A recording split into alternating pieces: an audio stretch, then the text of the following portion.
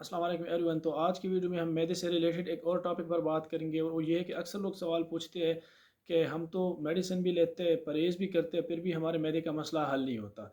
तो आज की वीडियो में मैं आपको 7 ऐसी चीज़ों के बारे में बताऊंगा कि जब तक आप इनको खाना नहीं छोड़ोगे तब तक आपके मैदे का मसला हल नहीं हो सकता। लेकिन इससे पहले मैं आपको डाइजेशन के बारे में ये बताता चलूँ कि जब भी हम कोई खुराक लेते हैं और वो मैदे के अंदर चला जाता है, तो इस खुराक को हज़म करने के लिए हमारे मैदे के अंदर एसिड्स बन जाते हैं और वो रिलीज़ हो जाते हैं। तो जब तक वो एसिड एक ख़ास अमाउंट में होते हैं, तो तब तक तो वो इस खुराक को हज़म कर लेते हैं। लेकिन अगर उसकी अमाउंट बढ़ जाए, ठीक है, या वो मैदे से बाहर निकल आए, तब उससे मसले बनेंगे। क्या मसले बनेंगे? उस जब वो खुराक की नाली में निकल आते हैं तो फिर उससे सीने के अंदर जलन होती है, ठीक है, कट्टे डकारे बंदे को आती है, उसको भूख कम लगती है, उसको ऐसा लगता है कि जैसे गले में कुछ फँसा हुआ है, ठीक है।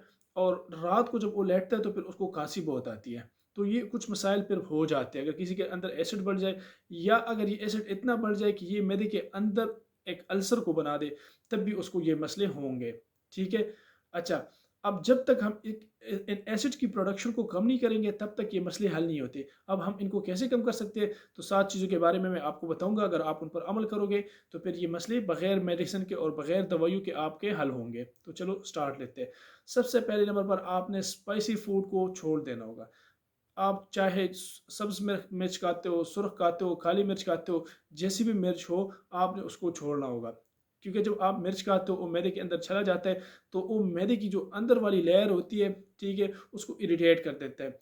तो उसकी वजह से उधर अल्सर के बनने के भी चांसेस होते हैं और ये एसिड की प्रोडक्शन को भी स्टिमुलेट कर देता है।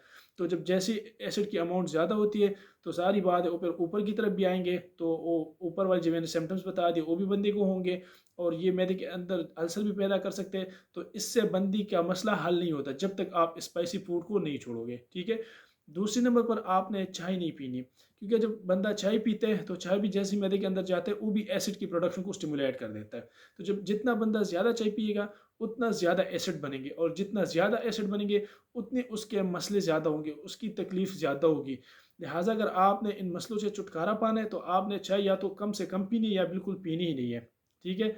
अच्छा, तीसरे नंबर पर आपने जितनी भी सॉसेस होते हैं उनको छोड़ देने हैं, ठीक है। अक्सर लोग ऐसे करते हैं कि वो कहते हैं कि हम तो उबली हुई सब्जियां खाते हैं, उबली हुई चीज़ें खाते हैं, लेकिन जायके के लिए उसके ऊपर सॉसेस डाल देते हैं।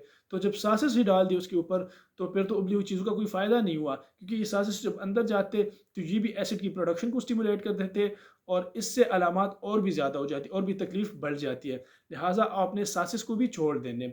चौथे नंबर पर आपने पुदीने का इस्तेमाल नहीं करना, क्योंकि जब आप पुदीने का इस्तेमाल करोगे तो पुदीने का ये काम है कि ये जो लोअर एसोफेजियल स्फिंक्टर होता है, जहाँ पर हमारा एसोफेगस यानी खुराक की जो नाली स्टमक के साथ अटैच होती है, उधर एक वेल्व बना होता है, ठीक है।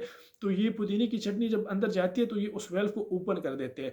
जब वो ओपन हो जाता है तो सारी बात है, फिर एसिड मैदे से ऊपर खुराक की नाली की तरफ आएंगे और उधर जलन भी होगी, बंदे को सोजिश भी होगी, डकारे भी आएंगी, उसको सीने में दर्द भी होगा, ठीक है। तो उसको फिर ये तकलीफ होगी। लिहाजा आपने पुदीने की चटनी भी नहीं खानी। अच्छा, पाँचवें नंबर पर जितने भी सिट्रस फूड है, जैसे लेमन हो गया या माल्टा हो गया, ठीक है, इनके अंदर एसिड्स होते हैं जिनको हम सिट्रिक एसिड कहते हैं। ये सिट्रिक एसिड खुद उधर जाते हैं और ये भी जलन पैदा कर देते हैं। लिहाजा आपने सिट्रस फूड को भी नहीं खाना, ठीक है। छठे नंबर पर चॉकलेट्स का इस्तेमाल आपने कम से कम करना है, क्योंकि चॉकलेट्स भी जब अंदर जाते हैं तो ये हमारे पास लोअर एसोफेगस की स्पेंक्टर जो है उसको भी ओपन कर देते हैं और ये एसिड की प्रोडक्शन को भी स्टिमुलेट कर देते हैं। तो जब एसिड ज़्यादा बनेंगे और वो एसोफेगस के थ्रू, मतलब जो स्पेंक्टर के थ्रू एसोफेगस में आएंगे, तो सारी बात है फिर तकलीफ और भी ज़्यादा होगी। लिहाजा आपने चॉकलेट का भी इस्तेमाल नहीं करना। और सातवें नंबर पर आपने सिगरेट स्मोकिंग छोड़ देनी है, क्योंकि जब बंदा सिगरेट पीते है तो उसके अंदर निकोटीन होता है और निकोटीन का काम है कि वो एसिड को ज़्यादा बना देता है, वो एसिड की प्रोडक्शन को बढ़ा देता है और स्फिंक्टर की जो ओपन कर देता है, ठीक है। तो जब स्फिंक्टर ओपन हो जाए और एसिड ज़्यादा बनेंगे तो सारी बात है फिर उससे तकलीफ बनेगी। वैसे तो बहुत सारी चीज़ें हैं जिनसे ये तकलीफ बढ़ती है, लेकिन ये 7 बहुत कॉमन है जो हमारे माशरे में अक्सर लोग ये सारी गलतियाँ कर देते हैं। तो जब तक आप ये गलतियाँ करोगे तब तक आपके मैदे का मसला हल नहीं होता, ठीक है। अगर आपने अपने मैदे का मसला परमानेंटली और बगैर दवाइयों के हल कर देने, तो आपने इन 7 बातों पर अमल कर देना, इन सारी चीज़ों को आपने छोड़ देना है।